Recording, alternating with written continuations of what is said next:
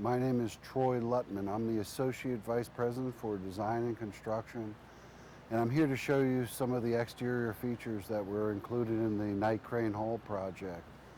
If you remember, Walker did not have any connection to the street. This project involves a brand new entry feature right here on Selwyn Avenue.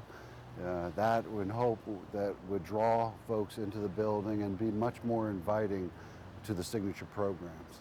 The way our spaces now operate for community members is we have, again, very dynamic environments for them to interact with. So they can sit in a laboratory, learn from our faculty and students. They can be encouraged to dialogue with one another around our Mediascape sessions and collaborate in small groups.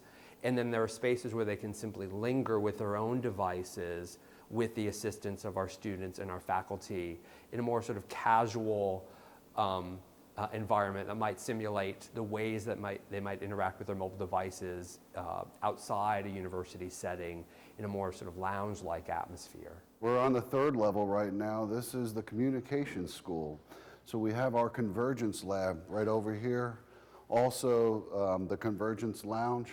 This is pumped full of high technology type of equipment. Just really excited to showcase that.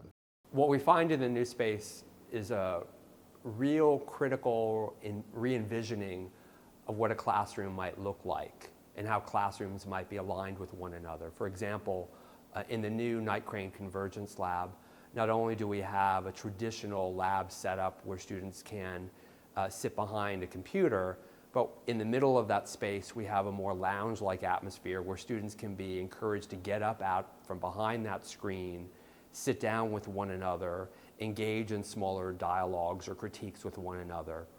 We've really thought critically about three important zones on the third floor of Night Crane Hall, which we've defined as work, play, and learning. And we've strategically aligned those spaces so students can sit in the lab in a more traditional learning environment, break out into workspaces that are more small group spaces, and then beyond those small group spaces can stay and play and engage with data visualization screens, with game consoles, with their mobile devices and sharing information. So we've got three zones that allow students to really interact, learn, and collaborate in very different ways. Now we're in the mini classroom space. This classroom will house 20 students but offers a lot of the flexible pedagogies that we want to have here at Queens. So we offer a lot of flexible furniture with casters.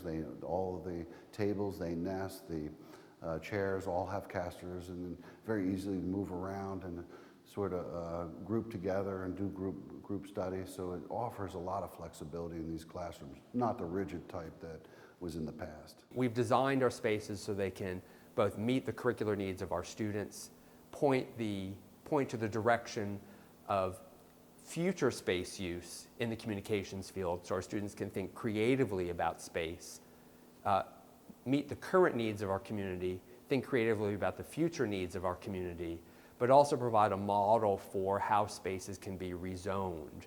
We hope as our students engage in our labs and in our multiple spaces that they might also point out sort of future potential for these spaces, future use patterns that we haven't really envisioned as we've built Night Crane Hall.